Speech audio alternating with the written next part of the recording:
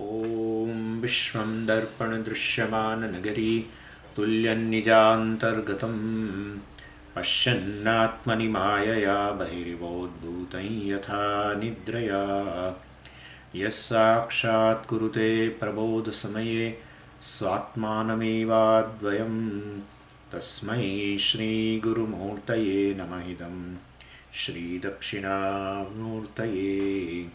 बीजस्यान्तरिवाङ्कुरो जगदिदं प्राङ्निर्विकल्पं पुनः मायाकल्पितदेशकालकलना वैचित्र्यचित्रीकृतं मायावीव विजृम्भयत्यभिमः योगी वयस्वेच्छया तस्मै श्रीगुरुमूर्तये नमः इदं श्रीदक्षिणामूर्तये तस्मै श्रीगुरुमूर्तये नमः इदं श्रीदक्षिणामूर्तये।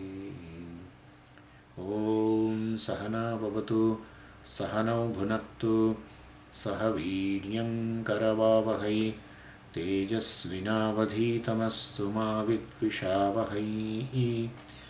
ॐ शान्तिः शान्तिः शान्तिः। सदाशिवसमारम्भां शङ्कराचार्यमध्यमाम् अस्मदाचार्यपर्यन्तां वन्दे गुरुपरम्पराम्। ॐ मंत्र नंबर 9। विद्यते हृदयग्रन्थिः छिद्यन्ते सर्वसंशयाः क्षीयन्ते चास्य कर्माणि तस्मिन् दृष्टे परावरे। So if one knows this Brahman, then what would be the result of this knowledge? Brahma Jnanam is nothing but knowing, recognizing yourself as Brahman. The self is self-evident and therefore Shastra need not have to say anything. What is self-evident need not be made evident by the Shastra. So Shastra does not reveal that you are. Even Brahman also is a reality. Brahman is self-evident. And therefore, but you don't recognize it, that I am Brahman. Shastra does this job, revealing Brahman as the reality about yourself and making the notions get dropped. So this is how it is. The self. So Shastra gives self-knowledge. Means Shastra makes the evident, makes the self-evident. No. Self is self-evident. And self happens to be Brahman. That's a reality also. But then you don't recognize and you say also that I don't know this Brahman. Or well, I am Brahman that I don't know. Well, so that is where the Shastra enters. Anyway, then so what is the result of this knowledge is beautiful. This mantra is a wonderful mantra. So the result of self-knowledge, well, or Brahma Jnanam is pointed out here. And it says Tasmin Drishte Paravare. Paravara. So para and avara, both the things are there. Para and avara. Para means basically which is a cause, which is before. Avara later. Cause is always before. Effect is always later. Clay is before. Pot is later, naturally. And therefore cause and effect has been indicated. Paravara is equal to cause plus effect. Right? And cause plus effect is Brahman. Right? Because basically the effect, that is Jagat, and well, including one's body, mind, sense complex, that is Mithya, and being Mithya, it all depends upon Satyam, which is Brahman, and therefore, and Mithya is non-separate from Brahman, and so basically the effect is non-separate from the cause, and well, cause is Brahman and effect also is Brahman. Pot is non-separate from the clay. Then what cause the pot and the clay and this effect, pot, is nothing but the clay alone. And therefore Paravara is equal to Brahman. That's a reality. And well, reality means this is Brahman is in form of cause and effect. Cause is actually a status. There is no cause. So far if you say the Jagat is a effect, then you say Brahman has a cause. Clay is clay. Clay is not a cause. Really speaking, please understand, clay is not a cause. If you say pot is an effect, pot is a created thing, okay, then the clay is a cause. A cause is a status. So, well, Brahman, sometimes you say the Brahman is not even a cause. Yeah, that's true. Brahman is not a cause. All that is there is Brahman. Then where is effect and where is cause? So understand, this is all a status given. This is how they do. In fact, they do this, there is a beautiful prakriya called Adhyaropa and Apavada. So Adhyaropa means superimposition, right? And superimposition of what? Superimposition of Jagat and on Brahman. Means superimposition that of the Jagat and on Brahman means there is a creation. There is Jagat.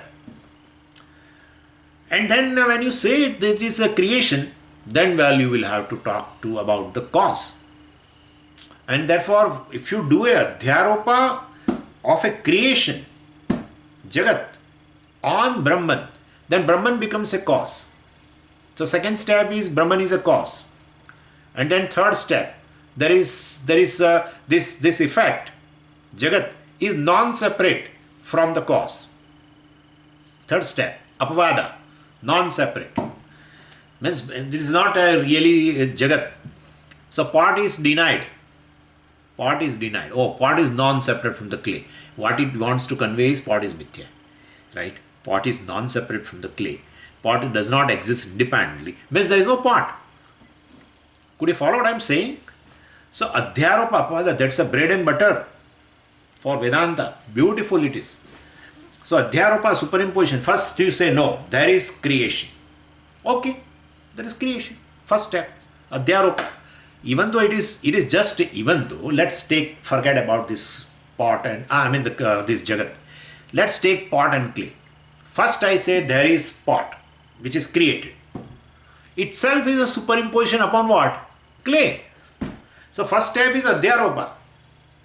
Even though there is clay to begin with, but you are not able to appreciate, one who does not able to appreciate that there is just clay, then he will say there is pot.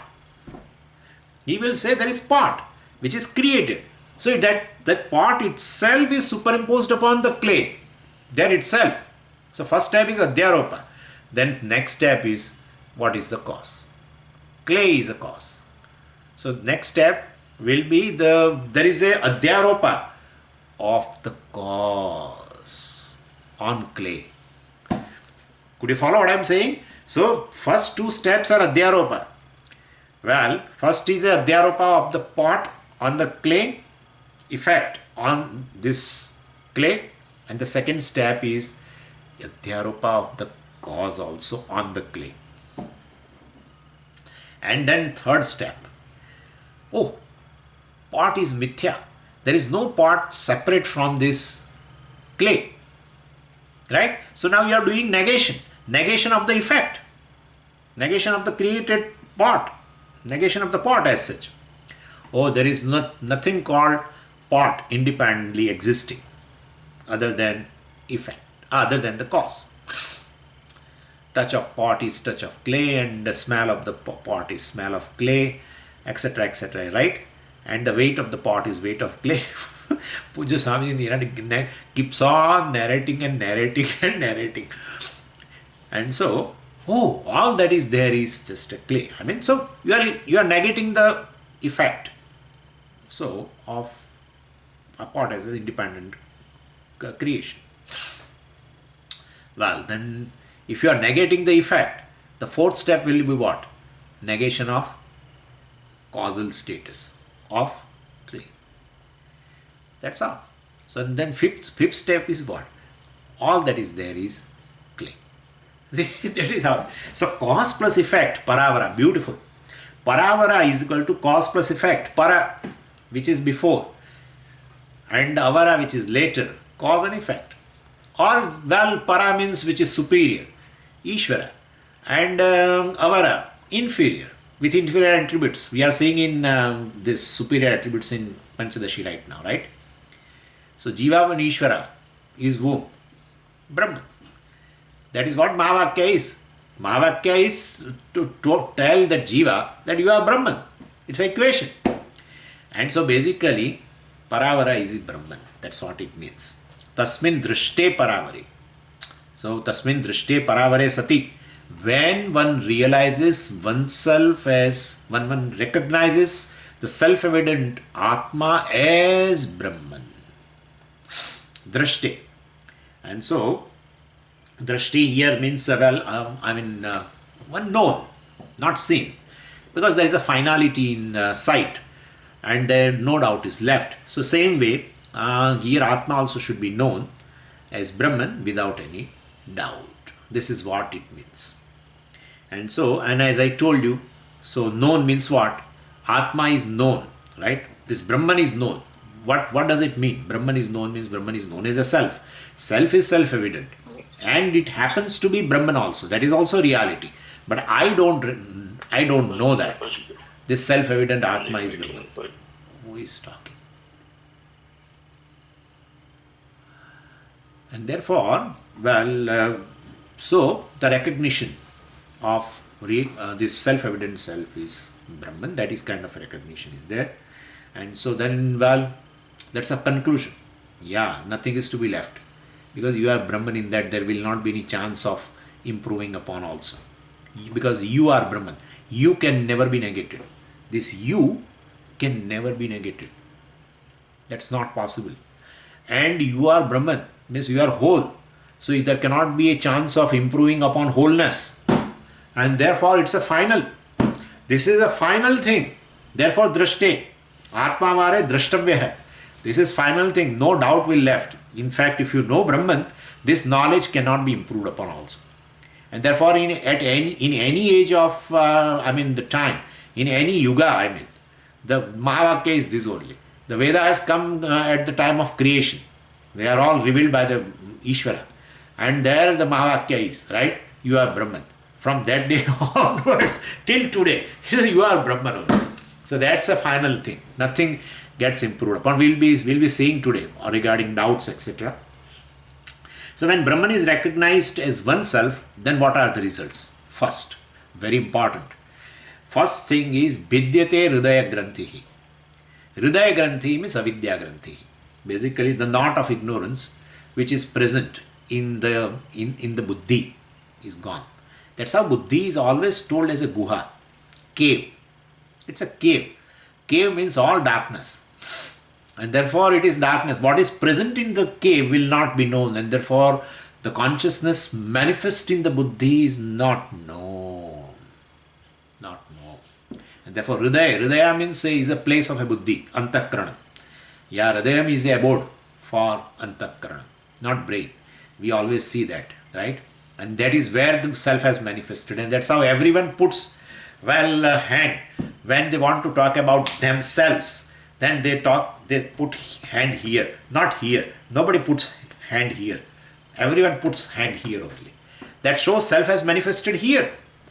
That's a place where the self has manifested in buddhi. Then why are you putting hand here? Because buddhi is heart is a abode of the buddhi, a place of antakarana. Anyway, so this is how Hridaya Granthi, means Avidya Granthi, we have to take it this way. Hridaya Granthi, Bhashyakara says that's how we are able to take, otherwise how will we know all this? And Granthi, knot. So knot of the ignorance which is present in the buddhi is resolved. Then Atma is manifested is in the buddhi, is recognized as Atma. That's all.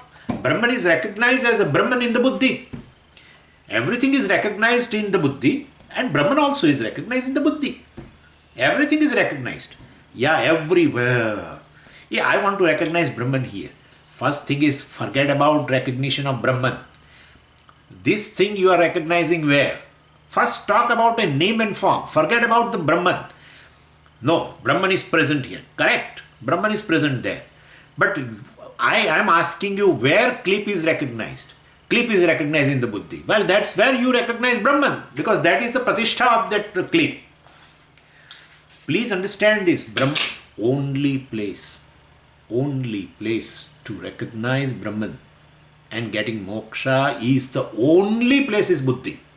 No place. Yo veda nihitam guhayam parame vyoman. Yaha vijanati.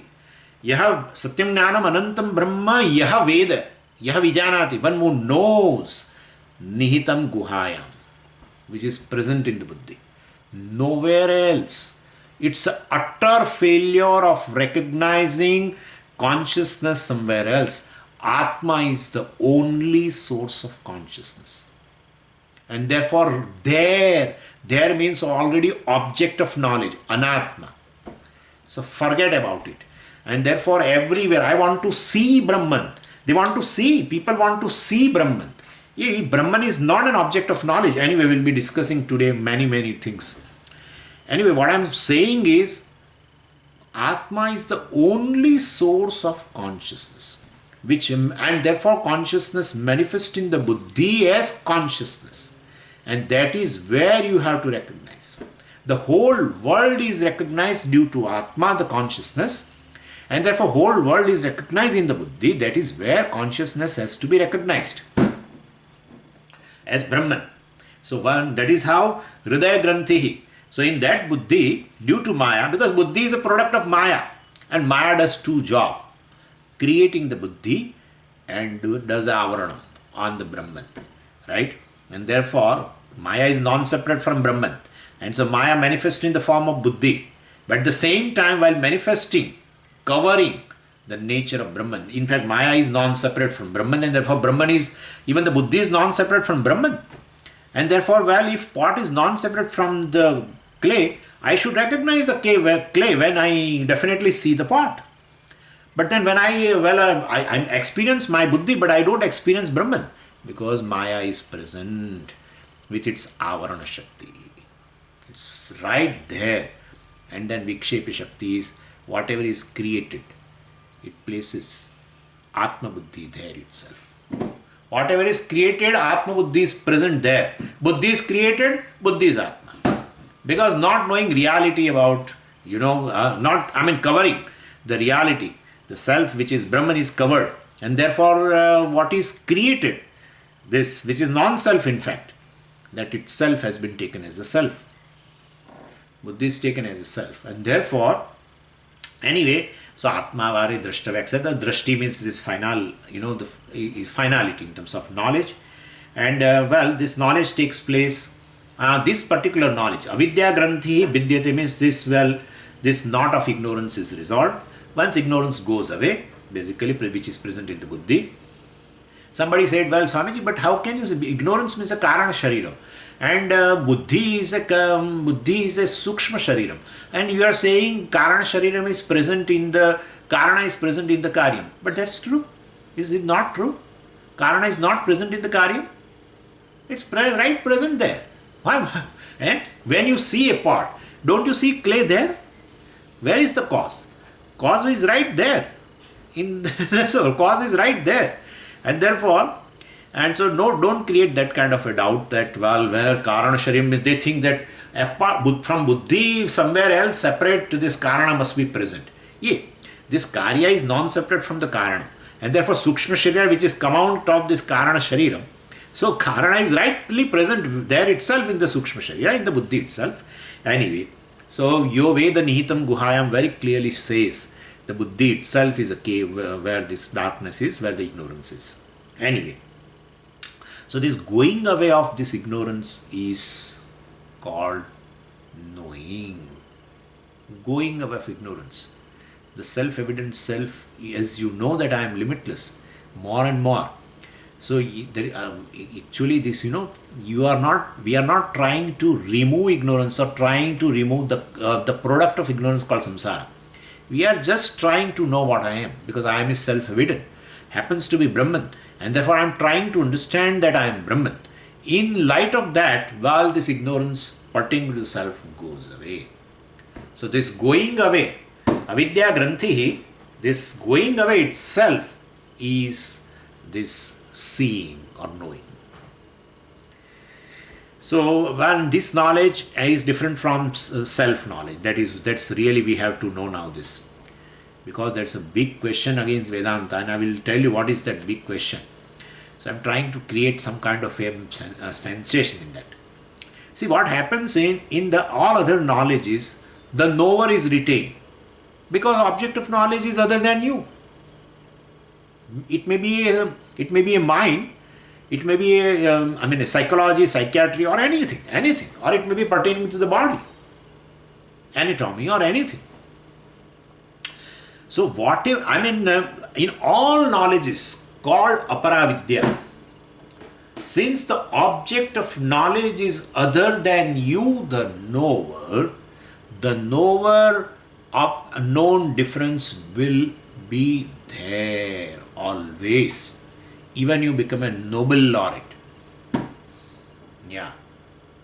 But in self-knowledge, the knower itself is going. Why the knower is going? Why the knower is going? Because knower is addressed. Yeah. Shastra addresses the knower. Why? Because you are saying the Atma Jnanam, right? Yeah, Atma Jnanam. Atma Jnanam means what? Knowledge of Atma. Gata Jnanam means what? Knowledge of pot. The pot is different from you. Pot is object of knowledge or not? Yes, pot is object of knowledge. Is it not different from you? Yeah, it is different from me. Then Atma Jnanam. What is the object of knowledge? Atma. Well, and therefore the object, Atma is the object of knowledge, and you, the knower, should be retained. Different from the object of knowledge. No, here this self, the knower, he is addressed and knower is told that you are Brahman. But who is knowing? Who is knowing? Knowledge will not take place unless there is a knower-known difference. Then how self-knowledge takes place? That's the problem. That is the problem. Could you follow what I am saying? Could you follow? In any knowledge, the knower is retained or not. If knower itself is not there, how knowledge takes place? You say the knower is going. You say ignorance pertaining to yourself is going. You are taking yourself as a knower. That's a reality about you take. And Shastra says you are not a knower. You are Brahman. So the knower itself will not remain. Then how this Atma Jnanam takes place? That's a problem. That is a problem. Somewhere else it is discussed. I am not telling anything of my own. Bhashyakara has discussed. I will be discussing that point, in fact. So, let's take them. If Atma is not an object of knowledge, then definitely no knowledge takes place. Let's take Atma as an object of knowledge. What are you speaking? What are you speaking? Atma is an object of knowledge. Then who knows Atma? Like, this is object of knowledge. Okay. Then the knower automatically, which is distinct from this, must be there. Now Atma becomes an object of knowledge like the mobile. Then who is a knower? If Atma becomes an object of knowledge, only entity, so-called entity remained to know that Atma is an Atma. Okay? Anatma is a subject, knower, and Atma is an object of knowledge. How about this? What a wonderful thing. What a wonderful thing. Bhashyakara says this at one place. I would like to discuss this point.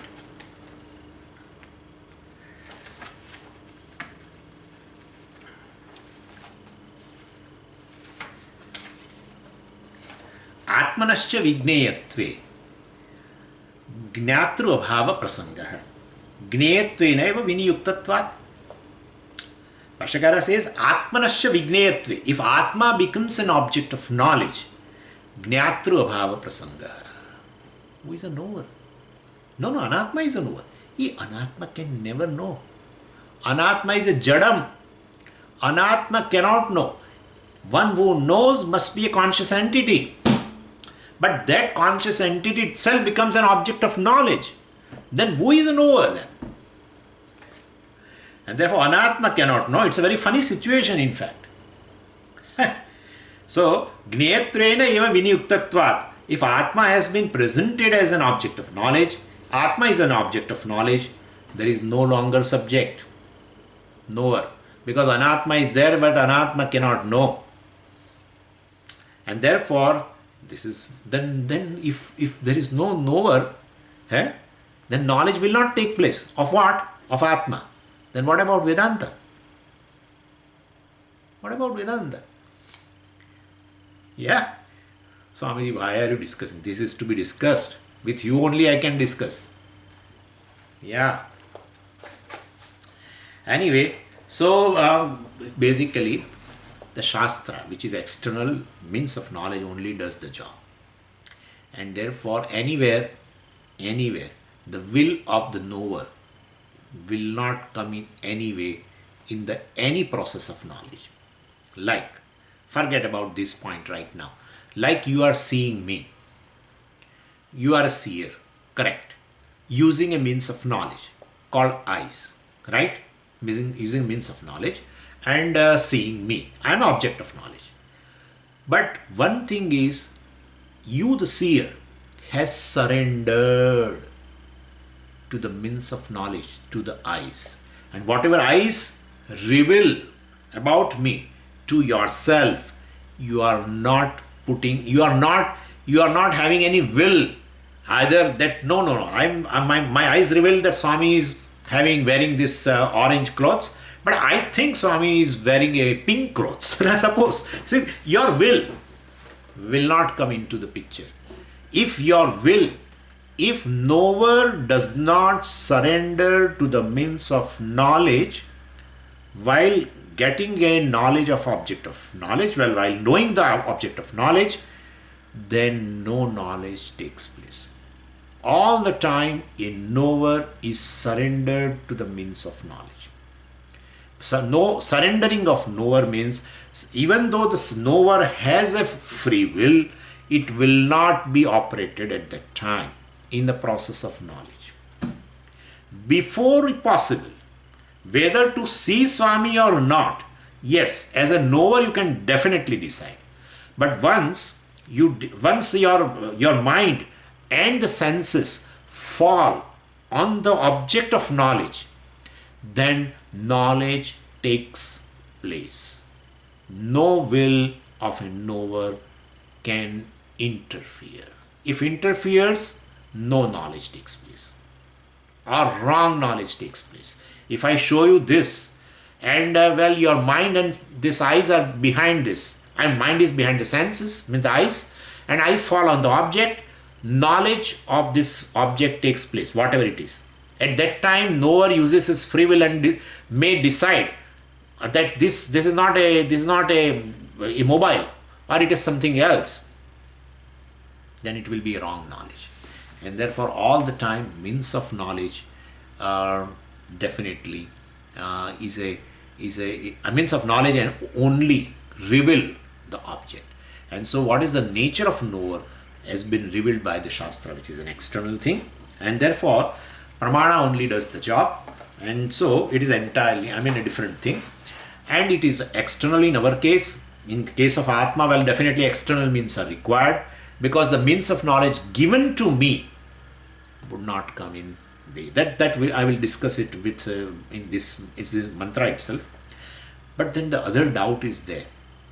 Is it not possible that one Atma itself is a knower and it is known also? It is not possible. Eka eva Atma gneyattvena gnyatruttvena cha ubhayatha bhavati iti chet. Eka eva Atma. One Atma also is a knower, and one part is a knower, other part is known. Simple. Like, they say, like I am the scratcher and I am the scratched. I am the watcher of a breathing and I am the watched. Breathing also is me. Breathing cannot be separate from me, otherwise sentence itself will not be complete. Yeah, I am the watcher of a breathing and I am the watched, which is breathing. I am the scratcher, I am the scratched. Same way, I am the knower of Atma, and the object of knowledge, Atma, also is me. Subject, object, same thing. Scratcher, scratched, one thing. Watcher, watched, one thing. Object of watching also is me, and the watcher also is me. It is possible. It is possible when you have parts. Okay? It's possible. then one part is watcher and another part is watched. Okay? Hand is basically scratcher and the body is scratched. Or this part is scratched. So these two are different parts. So where there are parts, there it is possible that one part becomes say watcher or a scratcher, another part is scratched. Here in case of watcher and watched also it is possible, because watcher is a mind and what is watched is a prana, and therefore they are different things. But Atma does not have any parts, and that we have discussed several times, right? Standard. What is that standard sentence? One which has a parts will fall apart.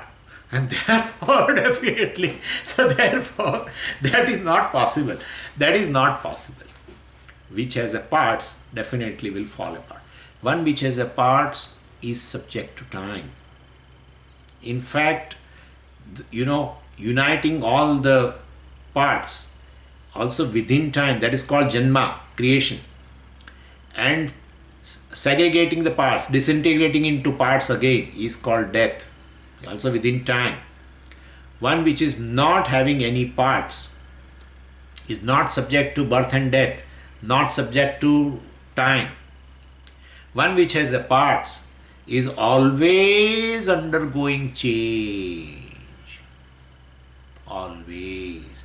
Either it is a body, it is a mind, it are the senses, all undergoes change. One which has a parts is always a limited entity. And therefore it doesn't get a status of being Brahman. Brahman means all pervasive, limitless, must be free from the parts. And which is Brahman is not subject to time, Brahman is not subject to change, and therefore definitely doesn't have any parts. And therefore this is not possible. One part of the Brahman will know, and other part is knower, and other part is known. Not possible. That's not possible. But you only said Brahman alone is the Jnata and Brahman is the Gneyam and all that. Yes, we said that. Then that is okay. Brahman alone is a Jnata and Brahman alone is a Gneyam. That's what we are saying. Brahman is the knower and Brahman is the known. That's what we are saying you. We are reminding you your statements only. That's true. But Jnata and Gneyam both are Mithya. They are non-separate from Brahman. Brahman is not Jnata. Brahman is not Jnata and Brahman is not Gneyam also. Jnata, Gneya are non-separate from Brahman. Don't say the clay is pot. Pot is clay, we are agreeing. Yeah. That is why synonymous words cannot be used. Pot means clay and clay means pot. Never say that. Never say that. One way true, not the other way. Not the other way. That's a different thing. We have seen that. Mithya Satyam, while we are discussing in Atmanatma Viveka, we have seen that thing also, that pot and clay are not synonymous words. Yeah. You are saying pot is clay. Yeah, pot is essentially clay. Touch of pot and weight of pot and this form of a pot and smell of a pot and everything, that's correct. Still, pot and clay are not synonymous words. Otherwise, and like wave and water, that's more funny situation. That's how I'm changing this example. Wave and water are one thing alone. Anywhere you see in the wave is just water. That's correct. Wave and water are one, but not still synonymous. Otherwise, sometimes you say, you give me a wave in a glass. I can say that. Why not? Instead of saying, give me water in a glass, I say, give me a wave in glass. Because synonymous, right? And therefore, no. This is a different kind of a relationship. That is how we always say Mithya is non-separate from the Satya. Not identical. Non-separate and identical are different things. Water and jalam, okay, they are identical, okay, synonymous, okay, but wave and water are never identical things. Yeah. Otherwise you will say Brahman is Jiva also, right? Jiva is Brahman. Okay, Brahman is Jiva. But then you are saying identity. Identity means Jiva understands that I am non-separate from Brahman. Okay, I am essentially Brahman. Pot understands that I am essentially clay. Okay. Therefore, Jnata and Gneyam, essentially they are Jnanam only. Jnanam Brahma. But basically, Jnata and Brahman is even transcends Jnata and Gneyam. Yeah. Clay transcends pot. Pot never transcends clay. Clay transcends pot means clay exists independently in spite of pot and clay, in absence of pot and clay, in presence of pot and in presence of pot. Okay, not pot and clay. So clay exists. Clay is transcendent. Means clay is present when pot is present. Clay is present when pot is not present. One is a variable factor, another is an invariable factor called Anvaya Vyatireka. Anvaya Vyatireka. I talked about in Sunday class also. Anvaya Vyatireka, variable, mithya. Invariable, satyam. Invariable means, well, which cannot be negated, satyam. Pot, variable. It is there right now. Was not there before, will not be there in future. What is variable? Mithya. What is invariable? Satyam. Same way this Jiva, well, is non-separate from Brahman, and therefore Brahman transcends. So when the Jivas are not there also, the Brahman is. So all the time what is Brahman. Anyway, so this is how we have to understand. Even Jagat is non-separate from Brahman. Jiva also is understood as, Jiva understands himself as non-separate from Brahman, and therefore ultimately, so this is how we have to understand. So this is regarding that part. The knower itself, well, is understood as a mithya, and that job is done by the pramana, the shastra. Shastra does it. The knowledge takes place, well, not by the effort or will of the knower. Knowledge takes place by the source of knowledge, by the means of knowledge. And therefore, not so well, therefore basically the knowledge, and this knowledge, and the Shastra will gives the knowledge, and the knowledge removes the ignorance pertaining to self, and ignorance on notion that I am a knower, I am a doer, etc. And well, that notion is knocked out by the pramana. And in that removal, well, there is recognition that all that is here at all the times is one Brahman alone, and nothing else comes and goes away. Nothing else goes away or comes in. And so, well, definitely, and therefore I am Brahman, which is all the time there, and therefore then there is no question of, well, a becoming also. No question of becoming. Very becoming goes away.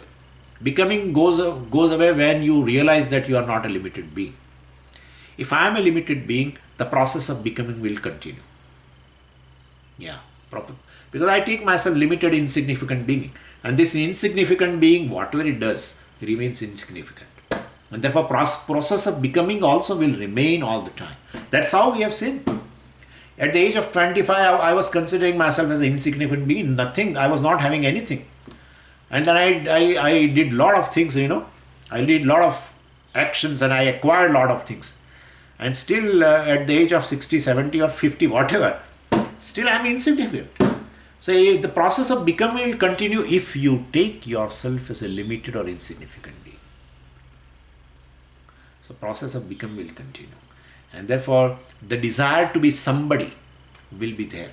If you know you are limitless, you don't go anywhere, you don't come also anywhere, you are all the time.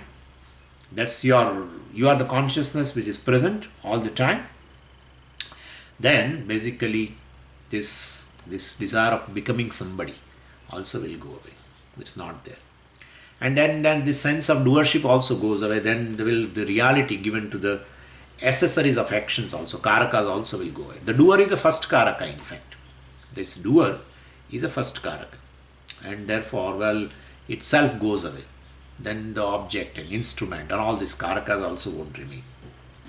So, and so the doer used to, do several actions by the accessories, varieties of the accessories, karakas, which help in the activity.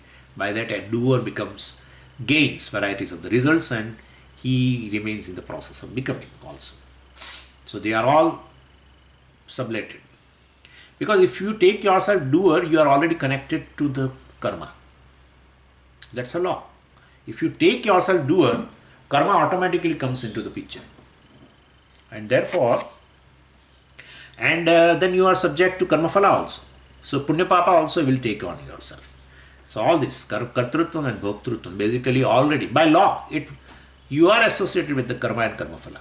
If you take yourself as a doer or a experiencer, bhokta. And therefore, all become badita by this knowledge that I am not a doer, I am not a bhokta, I am just Brahman. And so, since doer is not there, karma is not there, karma phala cannot accrue to this person. And and therefore samsara goes away. Why you are discussing something? Because samsara goes away. What is samsara? Life of birth and death. Life of birth and death depends upon karma. Karma depends upon the doer and the enjoyer, experiencer. Kartrutvam and bhoktrutvam. Kartrutva bhoktrutvam is there because the avidya is there. And therefore, well, if avidya goes away, the sense of doership goes away. And then definitely the connection to the karma and karma phala goes away. Then connection to birth and death goes away. Because I am Brahman. And therefore, basically, I'm not subject to, coming and going. And so samsara goes away. Means life of becoming. Life of becoming means gaining again birth. And then again process of becoming. Death. That is not an end of becoming. You will again born and again becoming. Becoming and becoming. If you take yourself as insignificant being, limited being, because two things are there. Either you take yourself as a limited being or you drop the notion that I am a limited being. There's the only two possibilities. You take yourself to be Brahman. If you don't take yourself to be Brahman, you are going to take yourself as an individual, a limited being. And therefore, as a jiva, the process of becoming continues. Process of life and death also continues. Well, birth and death continues. And the process of samsara continues. Birth and death is samsara because samyak sarati iti samsara. And therefore, so whole samsara goes away by, this knot gets resolved. Then only. Which knot? Ignorance. Avidya, kama, karma. This is samsara. That's how Bhashyakara discuss. Avidya, kama, karma, samsarasya lakshanam. Avidya, kama and karma. But here avidya, granthi it is told. Yeah, correct. Granthi means a knot. Knot is something, well, definitely not always ties up things. Not always binds things. And so avidya is a one by which this consciousness is bound to the body. Yeah. Kama is a one by which consciousness is bound to the body. Yeah, Atma is bound to the body. And avidya, and this karma is the one by which the Atma is bound to the body. Avidya, kama, karma. Therefore, they are the granthis. So, this thing constitutes the granthi, avidya, kama, karma. And we have seen that also. From the self-ignorance, avidya, there is aviveka. Aviveka means if you don't know the self, then you don't know the non-self also. Okay? And therefore, both self is not known means non-self is not known. And therefore, and aviveka means not knowing the self as a self and not knowing non-self as a non-self. And then abhimana comes. Abhimana means identification with the non-self. Not knowing non-self as a non-self. Non-self is taken as a self. That is abhimana. Self is taken as a non-self and non-self is taken as a self. Because not knowing both. And that is called ego. Abhimana. Avidya, aviveka, abhimana. And then, well, taking non-self means this body, mind, sense complex as a self. Well, then what is comfortable to the body, I like. What is uncomfortable to the body, I dislike. Ragadvesha. So ego gives rise to Ragadvesha. And then from a Ragadvesha, desires are born naturally. My whole desires are based on my Ragadvesha. And then desire is born, Kama. See, you understand now. Already Atma is bound. Here, ego. Atma is bound to this body now. Because you don't know that this body, mind, sense complex is non-self. You don't know. So identified with the body, mind, sense complex. And it's bound by the body, mind, sense complex. Due to avidya, which gives rise to Kama. So by Kama, definitely you are bound to this body. Desire arises. And then, desire leads to karma.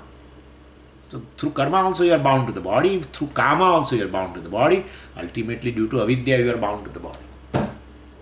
And therefore, avidya, Kama and karma are the knots by which this Brahman consciousness, limitless consciousness, which is free.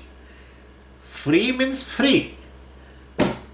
Not getting affected by anything. Nothing can attack on Brahman. Because there is no second thing to attack. It is not what can attack is all mithya. Mithya can never attack. Mithya cannot affect what is Satya. And therefore this consciousness which is free, totally free, moksha sarupaha, is bound due to avidya. Avidya has given rise to ahankara, means this consciousness is identified with this body, mind, sense complex, is taken as a body, mind, sense complex. So as though consciousness is bound to the body, mind, sense complex. That's how it is said here, avidya granthi. So avidya means you have to include both, avidya, kama and karma. And so, vidyate avidya granthi, the knot of ignorance goes away, samsara goes away. Because avidya, kama and karma. But Swamiji, where samsara comes? Karma. Karma means karma phala. Karma phala means basically punya papa.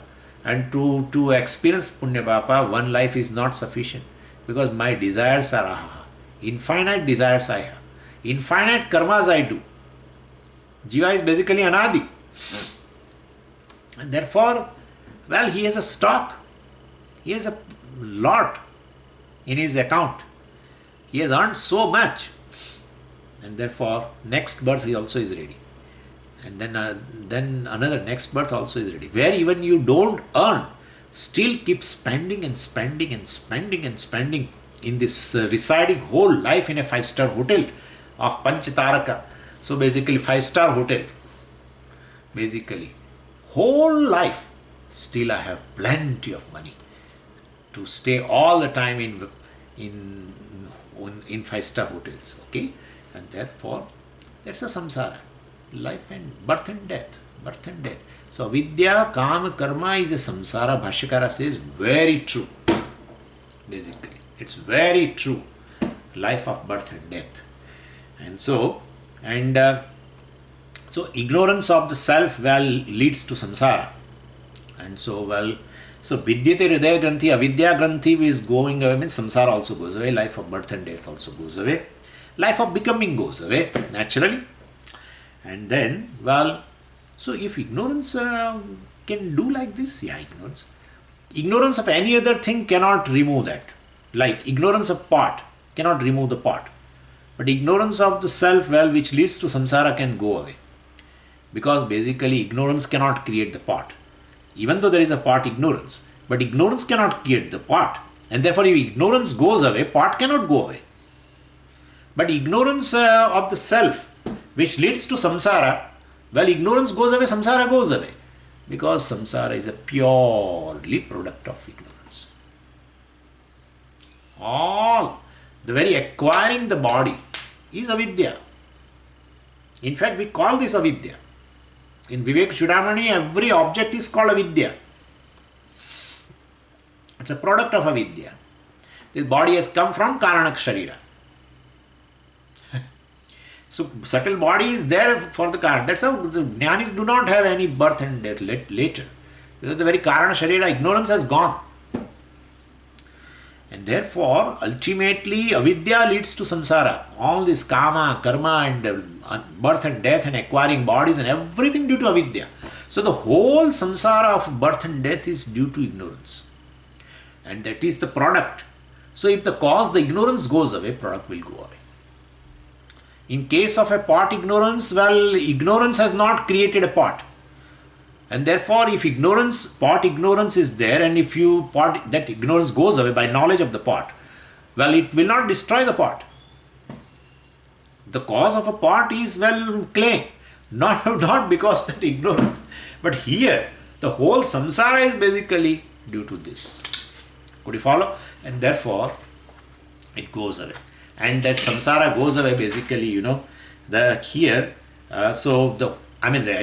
elimination of the samsara and is due to the knowledge of the self.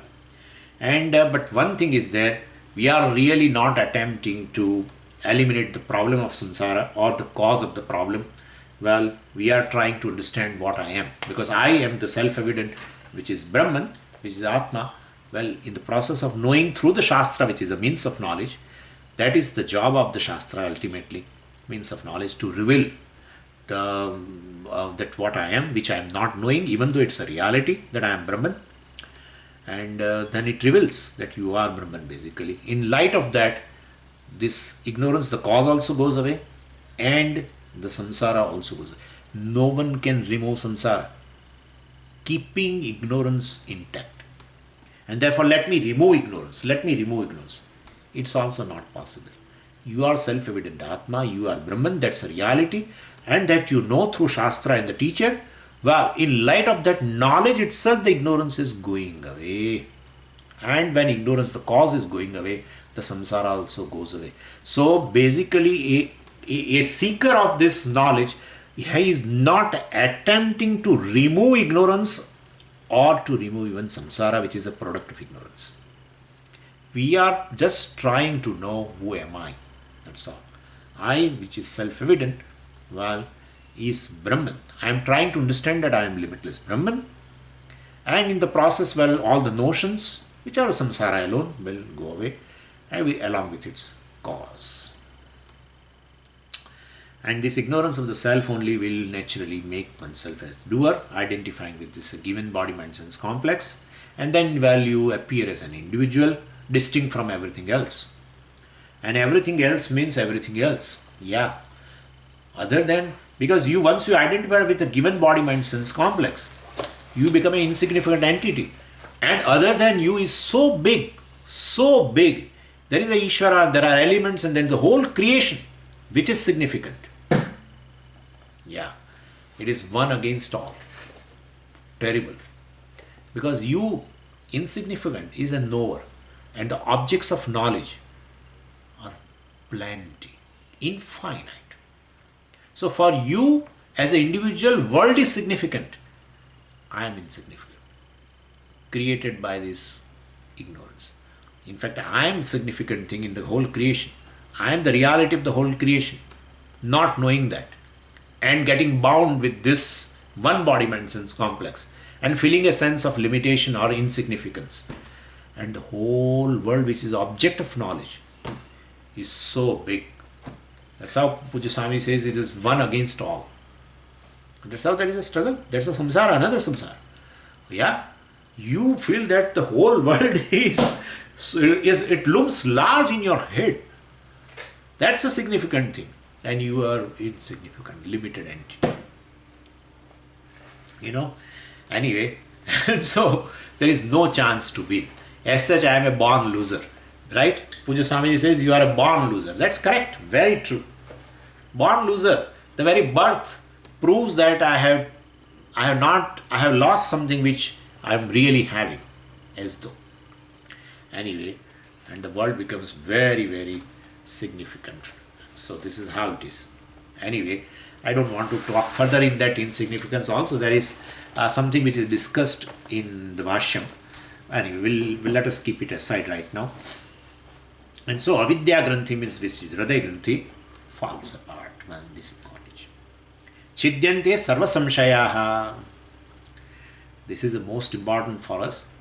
Sarva samshaya, all the doubts, also now chidyante, they are going away. They disappear when you recognize as Brahman. So twofold doubts are there. One is a pramana gata samshaya, which are resolved while gaining knowledge in Shravana. Second is a prameya gata samshaya, and that gets resolved while doing a mananam. So we'll discuss both. This is a chance to discuss. And now this pramana gata samshaya are of three types. First, well, here can I know the question? This is a doubt. In absence of Shastra, well, can I know the Atma just by perception or not? If Atma is subject to perception or not? Can I know the Atma by my experience or not? Can I know Atma by experience? Means whether Atma is available for perception or inference or not. That's a doubt. No, that's not possible. When Shastra alone, well, definitely is a means of knowledge, of knowing, not perception or inference. That we'll see. That's the first. Second thing, okay, Shastra is a means of knowledge, correct. But whether Shastra is able to give the knowledge or not. Shastra is a means of knowledge, you are saying. But I have a doubt whether Shastra, I study the Shastra, but does the Shastra will be able to give me the self-knowledge or not? Second. Third, even if Shastra gives a knowledge, but then Shastra gives a knowledge of a self, what type of a self? Because we find in the Shastra, the discussion, Shastra means a Veda, and the Veda talks about the self as a Jiva also. Veda talks about the self as a Karta, Bhokta, Pramata also. Veda talks about the self as Brahman also, which is free from the doership, etc. also. So I have a doubt. Veda is basically a source for knowing the self, I agree. But the third thing is, I find Veda talks about the self as a Jiva, as a Brahman, as a Karta, Bhokta, etc. One who is subject to birth and death, or one who leaves this body and enters into another body, takes another Janma, etc. What is the self? What is the nature of the self discussed by the Shastra? There also I have a doubt. Three doubts. Can you follow? Well, the first doubt is, I feel the self should be experienced directly. One need not study the Shastra. That's the first doubt. One need not study the Shastra. That's what they say also. If you go to Rishikesh, they will say, so from where you have come? Oh, you have come from Ahmedabad. For what? Oh, I come to this Swami Dayananda Ashram for attending a camp. What? Which camp? About what? What is the subject matter? Oh, they talk about self. Bhagavad Gita talks about self. Yes, self is there in the books or Bhagavad Gita book, or self is there in you, or it is in me. Then why are you looking in the book? Oh, now there is a self-realization. Yeah, self is self. It's inside. It has to be experienced. Forget about all these books, etc. This is all academic knowledge. Nothing helps. Self is within. So you experience self. No need of Shastra. Doubt. Second, okay, Shastra talks about self. That's true. But then I feel Shastra study will not give me knowledge. Second doubt. So I may study several years, perhaps self-knowledge will not occur. Then what will happen to me? For many people. I was having that doubt, believe me. Initially. Shastra talks about self, that's okay. But whether Shastra is able to, he has a capability to generate a knowledge in me or not. Second doubt. And third doubt is, Shastra talks about self, can generate a knowledge. But then can generate a knowledge of, what kind of a self, which I come to know through Shastra. whether I am a jiva, etc., because that Shastra talks about karta, bhokta, etc., which is a part of Brahman, this, that. I will discuss what type of self Shastra talks about. Then, well, if he talks about that I am a doer, etc., which I already know, why should I go to Shastra? Why should I go to Shastra? No, but Shastra talks about Atma as Brahman, free from doership. But the same Veda talks about that Atma is a Jiva. No, this is a different part and this is a different part. It's a one Veda. It's one Veda. How can you make a separate? If you have a separate book is there, I will accept. One Veda talks about Atma is a Jiva, Karta Bhokta, and Atma is a Akarta Bhokta. What is the Tatparya? What is the vision of your Shastra regarding the self? Doubt. These all doubts pertaining to Pramana Shastra. This is the process of Shravana, in which all these doubts get resolved. Then second type of doubt. Well, Shastra says that Atma is Brahman, but Rajneesh talks something different. Krishnamurti talks different. And Buddha was an enlightened person. And he cannot be wrong. Swamiji, he cannot be wrong. But Swamiji, perhaps some scientist will come and will prove, with big eyes they say, big eyes. If some scientist will come and publish a book and says Atma is not Brahman, what will you say? If some Panditji will come and say, well, this self-knowledge can be improved upon. What Muktatma taught you is not final. Knowledge always grows and grows. 100 years ago, the science was saying something. In 100 years, the scientific knowledge has improved upon. Therefore, your also is a self-knowledge, will be improved upon. So that is not final what you are learning today, okay? Yeah, that's true. So this is all prameya gata samshaya. Regarding Brahman, scientists say one thing, Buddhas say another thing, Vishishtadvaitins say third thing, yeah, that also we'll discuss. Third thing. Or some Panditji from Kashi comes and tells something. That this knowledge is never final. These are the statements. Knowledge is never final. It always improves. Self-knowledge also will be improved. In a better self you will come to know after 50 years. Improved self you will come to know. This much itself is sufficient, right? Already we have several doubts now. Chidyante sarva samshaya. All doubts get resolved once you recognize yourself as Brahman. Yeah, but I am not recognizing that. Before that itself, Shravanam and Mananam, these two should give you a knowledge free from both the types of doubts. Om Purnamadav Purnamidam Purnat Purnamudachyate Purnasya Purnamadaya Purnamevavashishyate. Om Shanti Shanti Shanti Harihi Om Shri Gurubhyo Namaha Harihi Om.